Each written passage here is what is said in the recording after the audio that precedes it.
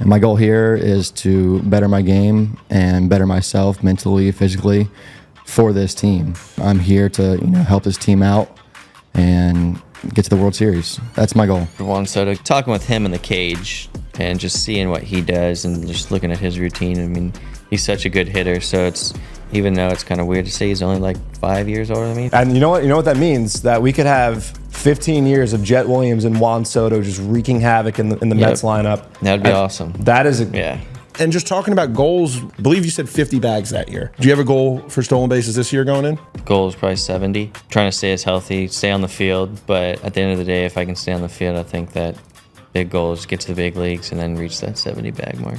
Welcome to Meet at the Apple, presented by PC Richard & Son. I'm Vito Calisi. Jonathan is not with me because he's on a work trip right now, but we still wanted to release a new episode for you guys. So what we have today is two never-before-seen interviews we did at spring training with two of the top prospects in the Mets system that we know you guys want to hear more from. That's Brandon Sproat and Jett Williams. Now, even though these interviews might have been recorded back in March, they still ring true today. They're still fresh. There's still a lot you can take from these. One thing, I don't want to spoil too much for you, but we got to talk to Brandon Sproat about throwing to Francisco Alvarez and how much of a difference that was starting to make in his game.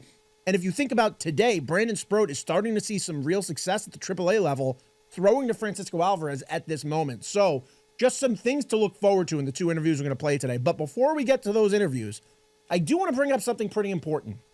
The Amazin Mets Foundation's annual summer food drive. We want you guys to help the Mets strike out food insecurity across New York. The Amazin Mets Foundation's annual summer food drive, presented by 1.5, benefiting Food Bank for New York City, is on Friday, August 1st and Saturday, August 2nd. Collection points will be set up outside of the Jackie Robinson Rotunda. For more information, visit Mets.com/food drive. It's your chance to help. You know the Mets are all about community, all about family.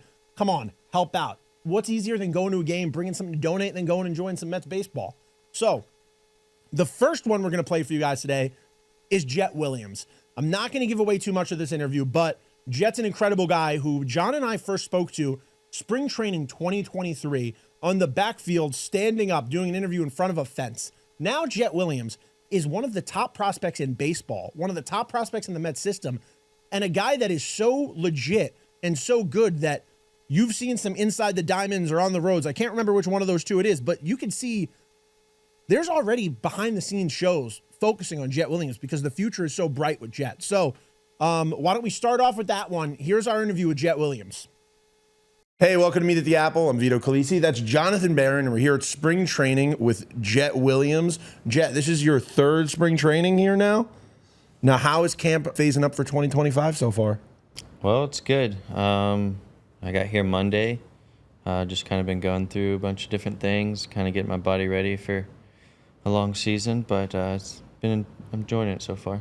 Like Vito mentioned, year 3 for you in spring training. We met you for the first time in 2023, and we had a great conversation then. And one of the things that you told us about that really stood out to us was your goal board. We asked you about your goal board last year, so we're gonna make this a yearly tradition, I think, here, Jett. What is on Jett Williams' 2025 goal board?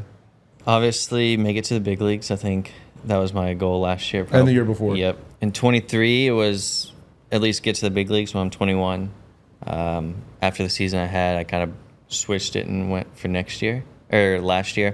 Got hurt last year, but this year will be the same goal, make it to the big leagues. But then just little goals kind of to meet that big goal. And although you had a bit of an injury-plagued season last year, you did wind up playing out the end of the season at AAA, and you put up the kind of numbers that we saw from you in 2023, just getting on base, wreaking havoc on the base paths, pop, playing Jett Williams baseball that fans who have followed you to this point know you do night in and night out. What was it like getting that taste of AAA baseball, especially against some really older competition? I think it was awesome. Obviously, just getting more at-bats there. Kind of getting your feet wet. It was awesome just seeing, I guess, the competition level. Everybody's throwing strikes, everybody's hitting AAA. I mean, we had a game where, I don't know, we just mashed. It was like 15-5. Yeah, AAA is kind of insane with the run scoring, dude. I mean, everybody hits there, so you got to be prepared to hit there. But no, it was good. A lot of learning experience there. But it's ultimately nice to at least get your feet wet and then the season ends, so now you have something to work for in the off season. So you said you had to deal with an injury last year, and kind of combining that with learning experiences, because sometimes it feels like an injury in the minor leagues is a chance to also learn how you can deal with a setback like that and grow from that. So how was that experience for you? I mean, obviously it was tough. Just you prepare in the off season for a whole season. I think it's definitely difficult for going into a season. You go through spring training, you kind of work your butt off, and then all of a sudden you get hurt, which is obviously you can't really control it. It just happens. But I think you definitely learn a lot about yourself with just different things you do and learn, and I guess hear from other people. But for the most part, it's pretty. I'm grateful that I'm not grateful that I got hurt, but I am, just because you have to learn from, I guess, your failure, if that's what you want to call it. I mean, I wouldn't say it's a failure. It's more of like a setback. But I think you kind of have to have those in order to succeed in the future and just learn more about yourself. Well, it's like Carlos Mendoza said the other day about how it's kind of not good for players to struggle in the minors, but like it is a benefit because that's where you're supposed to learn these things. And just talking about goals one more time, John brought up the goal board, and one thing I just remembered from that goal board was, I believe you said 50 bags that year. Do you have a goal for stolen bases this year going in? Yeah, I think the goal is probably 70. It's obviously stay healthy. That's kind of the big goal this year, of just trying to stay as healthy, stay on the field. But at the end of the day, if I can stay on the field, I think that big goal is get to the big leagues and then reach that 70 bag mark. I love that you say 70, and I think that your game, getting on base, stealing bases, putting the ball in play, making the defense make a play, is very tailored to the kind of baseball that we see played today. You can play all over the field. Flexibility is key. You get on base, like we all know. You steal bases. When they changed the rules, and I think you were still in high school right around that time, when they made the rule changes that we have in place today, did you say to yourself, "Yeah, baby, this is Jett Williams' kind of game now"?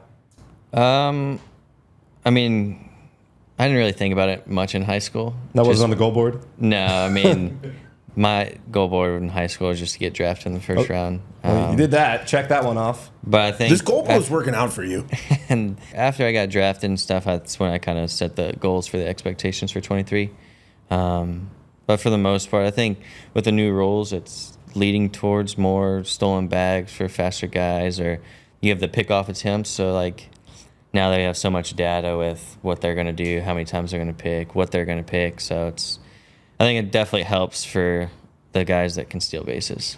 And when you look back at the guy that was either trying to get drafted in the first round or just had been drafted in the first round or showed up here at Port St. Lucie, Florida for the first time for your first spring training, and you fast forward to February of 2025. Now, I know the lettuce has gotten a little longer in the back. We didn't see that back in 2023.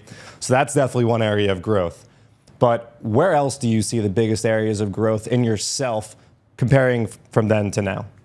I think a lot of growth. I think just going from being 18 and getting drafted, and then I've been on my own, but it's just now you're on your own. You have to pay for everything, which in a way kind of is not fun. You mean like your parents kicked you off the phone bill, or? Yeah, no, not the phone bill yet. Okay. No, just more of like you got to start going and getting groceries instead of, hey mom, can you go get the groceries? But no, it was good. I think just having to grow up kind of quicker. I think obviously I have had older siblings that's helped throughout my life. But for the most part, yeah, I think growth was definitely a big part of when I got drafted to now of just going through 23. It's a long season. You're going to have your struggles. You're going to have your ups and downs, but obviously you want to have your more ups than you have downs. And then 24 was probably the big learning year of just kind of, you never know when anything can get taken from you. So just never take anything for granted. Kind of go out there and play as hard as you can all the time. Even in practice, there's going to be days, I would say just more so in the off season to spring training and then spring training throughout the season. There's going to be some times where you don't want to do things, but at the end of the day, I think it's when you look back and say, hey, I missed a whole year. So now it's kind of wrapping your head around, like, you never know when something can be taken from you that quickly, and then there's going to be people that want to be in your shoes. How much is confidence a part of your game? Because we hear you talk about the goal board and setting the major leagues for an example. And then when you brought up that in high school, the goal board, the getting drafted in the first round was a goal. I'm thinking back, you just recorded a social media piece there, and you said the moment you'd like to go most back to would be the day you got drafted, which I think is one of the coolest answers I've heard to that question. How much do you let that confidence seep into your game, and how important do you think it is to have that confidence in baseball? I think it's more of trust in my ability. I think you prepare, and you got to trust what you prepare in the off season, and then what you're preparing before your game. And then I think ultimately that comes with trust, and then that trust comes with confidence. Now I learned this off season with confidence is more of a success. Like, usually if you're not doing good, you're not going to have a lot of confidence. So I had a mental coach. He just said define confidence for me. I was like, what do you mean? He's like, all right, so if you go, say you start the season, you go 8 for 14 with 3 home runs. He said, are you going to have a lot of confidence? I was like, yeah. He goes, whatever, if you start the season 1 for 20.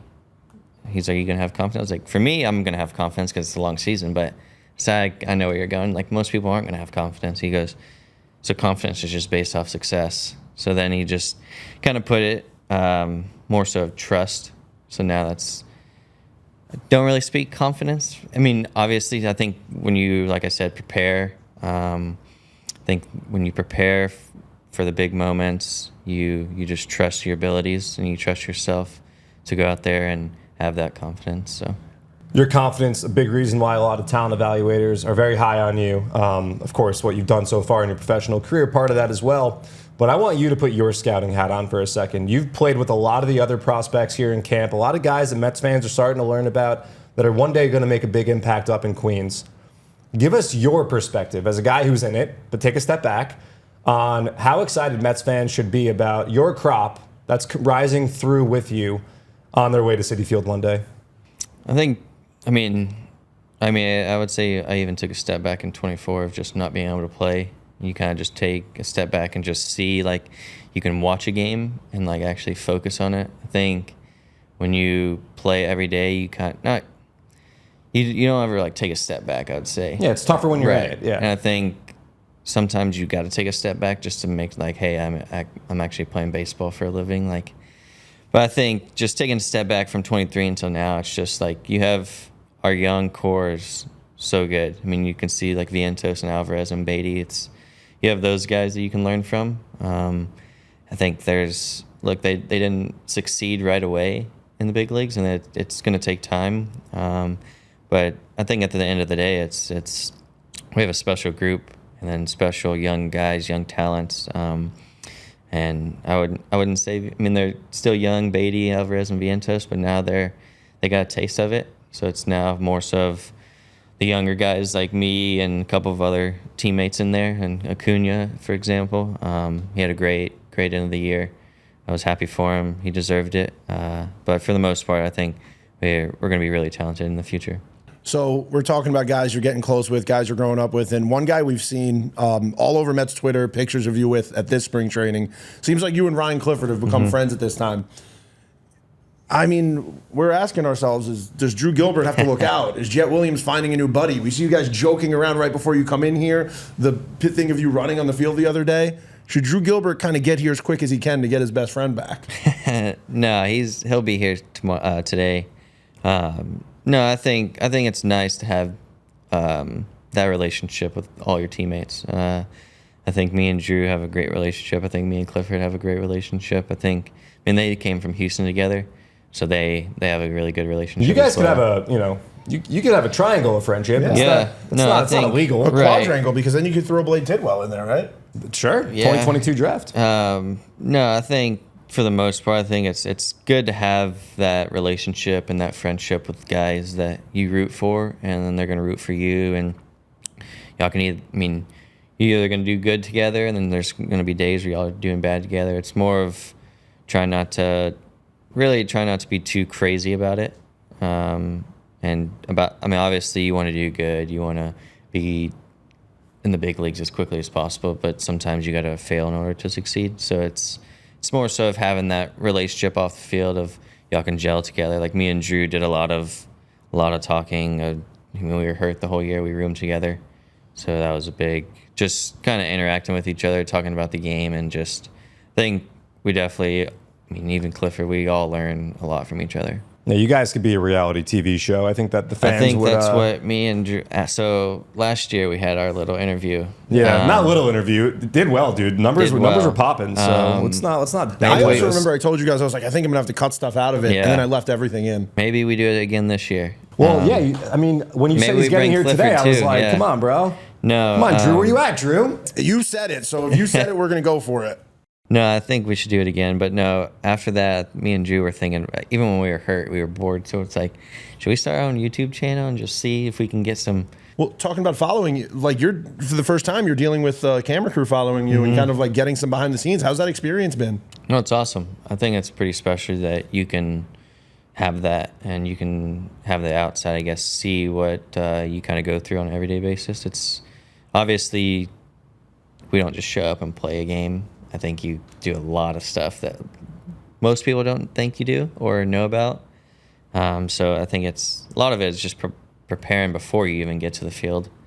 And then once you get to the field, you got a lot of stuff that you got to do. And I think a lot of what fans don't get to see is those interactions behind the scenes that you're having with your teammates. And I'm wondering for you, being in big league camp, who are some of the major league guys, the guys that are established veterans that have been there for a while that you can learn from, that you're really picking the brains of?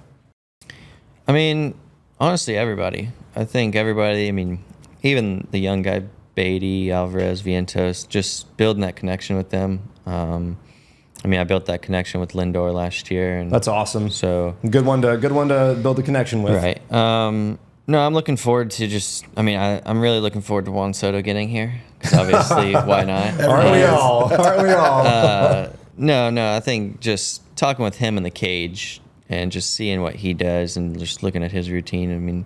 He's such a good hitter, so you can learn a lot from these guys, and they've done it for so long. And even though it's kind of weird to say he's only like 5 years older than me, 4 or 5 years older. You're somebody who came into the league young. Yeah, that is crazy. And you know what that means? That we could have 15 years of Jett Williams and Juan Soto just wreaking havoc in the Mets lineup. That'd be awesome. That is yeah.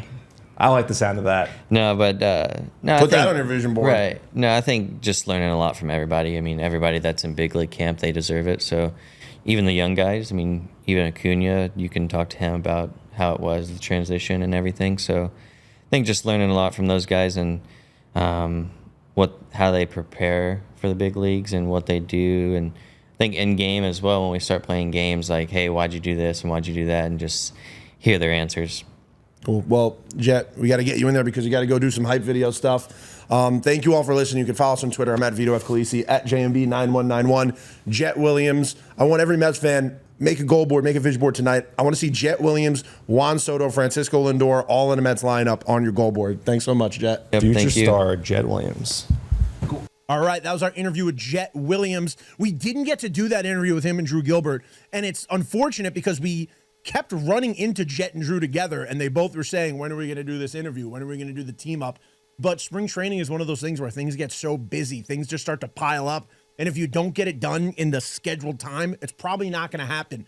But Jett and Drew, incredible to watch them grow up in the system together. Ryan Clifford also mentioned in that group. The Mets system is hot with talent right now. Jonah Tong, another guy, was just in the Futures game. John and I spoke about it the other day. Jonah Tong is rising in the ranks all across baseball. The Mets system is so deep right now. And if you've been listening all the way back to the Future of Flushing days, we've been telling you guys this for years, so you got to pay attention. Listen to Meet at the Apple. This is also a reminder to subscribe on Apple, Spotify, or wherever you get your podcast. Please, those 5-star reviews go such a long way, guys. Please, I'm begging you. I'm begging you here. Go leave a review, a 5-star review. Leave a comment. It goes such a long way. It makes a difference. I say this every week. I say it makes a big difference. It helps the show grow.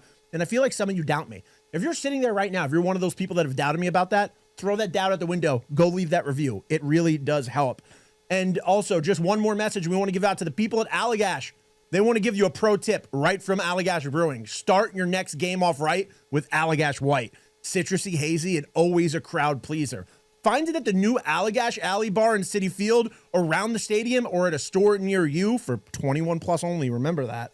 But the Allagash section at Citi Field, it's over in the 300s. I'm going to say 311, 312, right around there. And I'm not kidding, guys. Absolute rager. It's an absolute party every game over there. I walk by there every day because it's right between 2 points. I'm always going in between. There's always people hanging out there. It's also a great standing room spot. You're right on the first base side in the 300 level with a perfect view overlooking the ballpark. That area is open to fans. It's not like last year where you couldn't get over there. Now you're able to get over there. And like I said, it's a cool bar to watch the game when you're just walking around with some friends who might not be sitting near you. So hit them up. Say, hey, go meet me over at Allagash Alley. All right, well, now we're going to play an interview for you with Brandon Sproat. Brandon Sproat, another guy. John and I met him. I don't remember the first time we met him. I'm pretty sure it was actually it was last year. It was last spring training after he got drafted by the Mets. The second time he was drafted, which shows you how much the Mets believe in Brandon Sproat.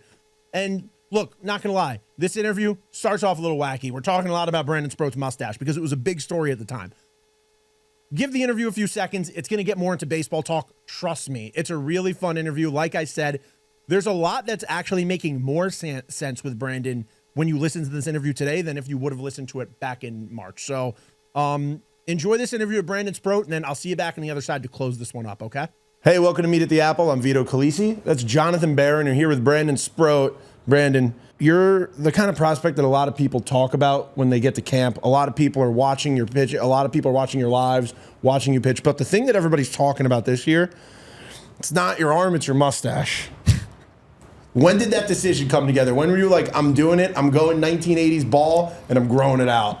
Okay, so growing up, I mean, even up until now, I never was able to really grow facial hair. And if I could, it was just like very splotchy.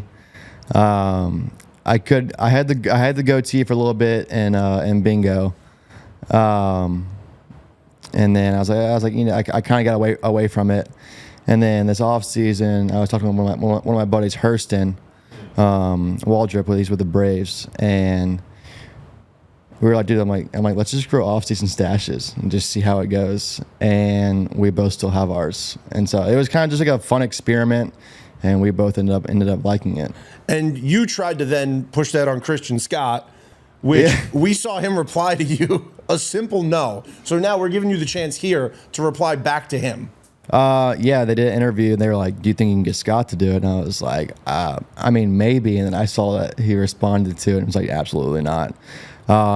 I think I can possibly eventually get him to do it. Tell him into that camera why he should grow a mustache like you. Christian Scott, you should grow a mustache like me because it looks cool. Well, it's crazy because we had Christian on a couple days ago, and I think we actually asked him about your stash. As you guys are Gators, you guys have played together, and he didn't really say no. And then he walked out of here, and like 20 minutes later, we see him replying to the tweet when he, the video of you saying you wanted to ask Christian, and I'm like, yo, like, why? 20 minutes? I think it was the second he picked up his phone. Why wouldn't he have said that to us in here? It could have been for good I don't fodder. know. All I know is that his reply didn't seem like a firm no. It was no ... Or Yeah. no. I think it was just no. I No, think it was too dot, early. It it was was ... ellipses. no. Yeah. Oh, really? So it wasn't really a firm no. Oh, this man he could be convinced. He's Mr. Flip-Flop on this, I think. Sure. Well, let's move away from the facial hair conversation and focus in on why we're all here, and that's because you're in Major League camp for the first time. What's the experience been like thus far for you? Yeah, it's only been a couple of days, but it's been fun. It's been smooth sailing so far. It's not going to always be like that. Those storms are coming. But yeah, it's been good. Getting to see these guys, these older guys, how they go about their day, and their business, and what they do on a daily basis. How they get ready for a bullpen or just catch play. So it's kind of fun, seeing how they go about things. We caught up with you in Lehigh Valley last year when you were promoted to Syracuse, and I know a bit of a conversation here this year has been you getting to Syracuse, hitting a few bumps in the road. We know Carlos Mendoza said, honestly, it could be a good thing for a young player who, you can't always have success. It's not reality. And you talked about kind of getting away from what made you so successful at Binghamton, where you were one of the best pitchers in the Eastern League. So when you say getting away from what I do, What exactly is that? Yeah, that's going out there and attacking pitch by pitch, not dwelling on the last pitch if it was bad.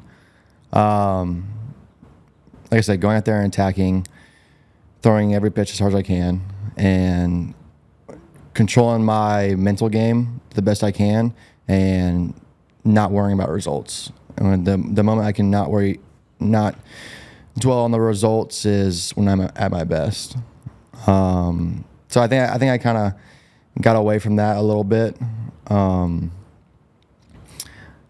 just kind of didn't trust my stuff as much as I did in bingo, which that's on me, But you live and you learn.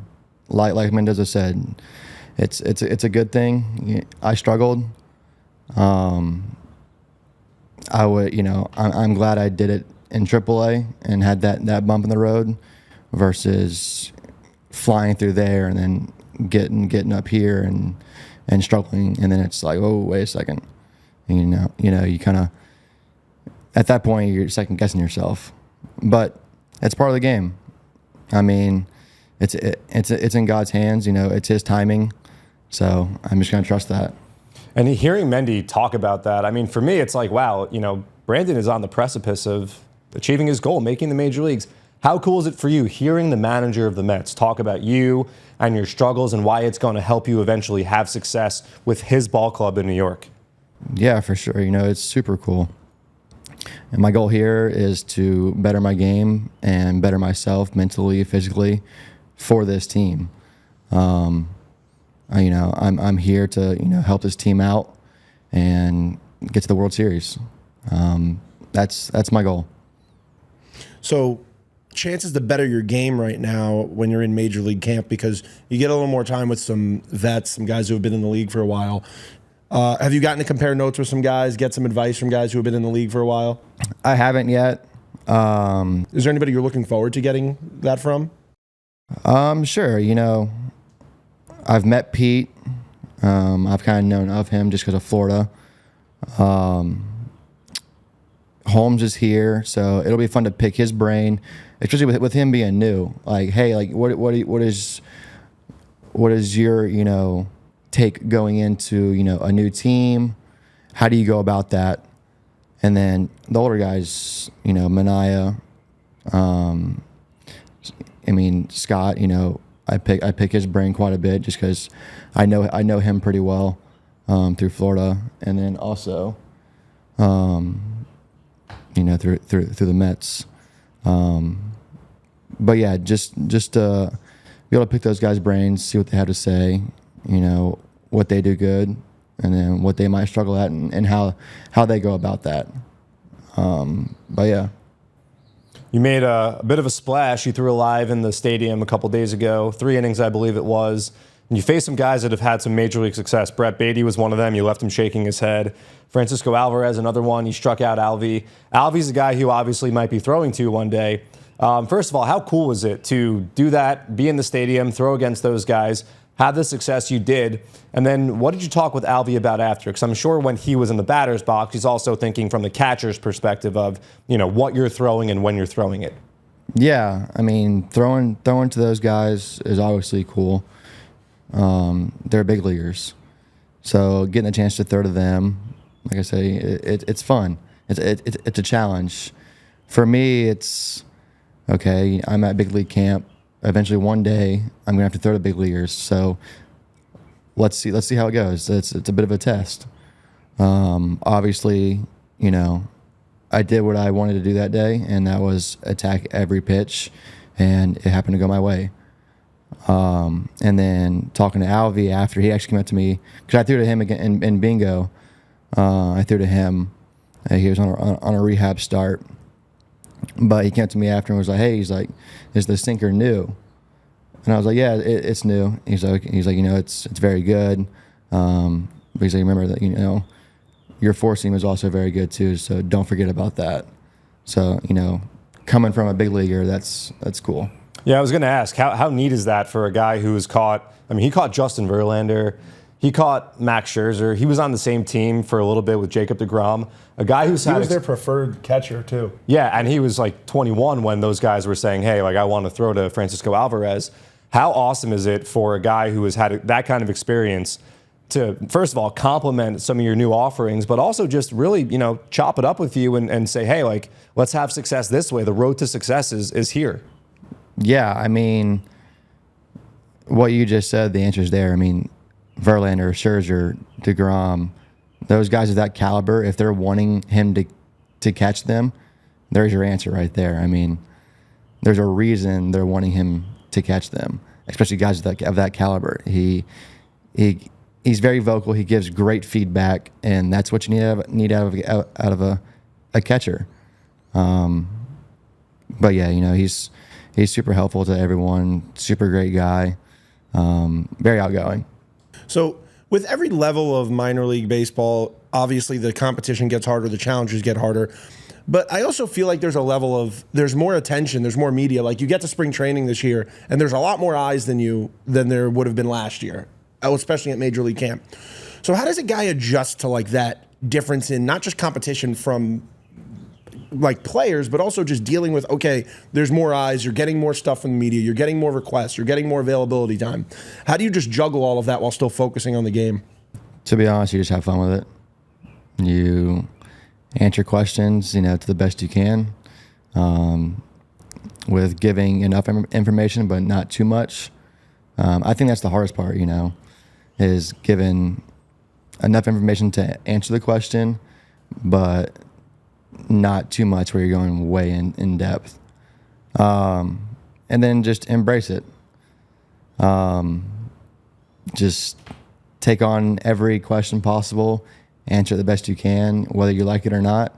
I mean, after a good or a bad outing, you're gonna have to answer some questions, and they talk about that here. You know, after a bad outing, you still got to answer to the media, and then after a good outing, you got to answer questions. So just embrace it. And with those challenges, if we want to call them that, comes with some great things. For instance, you get to work with Jeremy Hefner and Desi Druschel over on the Major League side. How great is it getting to work hands-on with those guys, and what sort of impact do they have on you on a daily basis? Yeah, I mean, they're big league coaches, big league pitching coaches.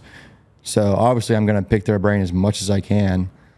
And, you know, knowing that they're watching it is cool, because then I can get feedback from them. And the feedback from a big league pitching coach, you know, is what you want. So, you know, I got an advanced scouting report on you from somebody. You going to say who it is or no? I'm not going to say name. I don't want to let my sources, but told me that absolute nukes on the golf course yesterday. Oh gosh, great. Is it true? I heard you were driving at 400 yards easy. Was it true? I played yesterday. Did not play great. What's your definition of great, though? Probably it would be my definition. Like, what'd you shoot? What'd you shoot? We just scrambled. We did a 2v2 scramble yesterday. It was me, McLean, Thornton, and Lawson. Were you hitting nukes though? The one ball I did hit that someone was watching, I did stripe down the middle. Like 350?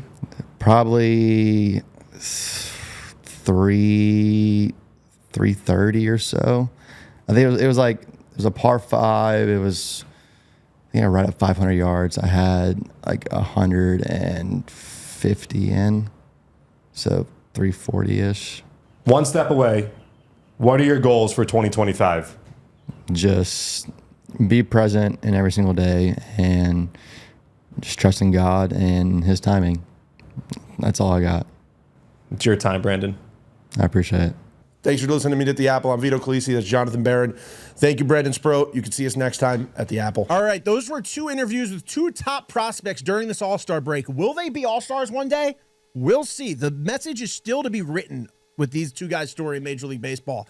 I believe in them. I hope you guys believe in them, especially after you've listened to us talk to them. You get to know them a little more. But before we wrap this one up, just a quick reminder to head to your local PC Richard & Son this week. They're local, family-owned, and we trust them to have the guaranteed lowest prices and friendly and knowledgeable salespeople.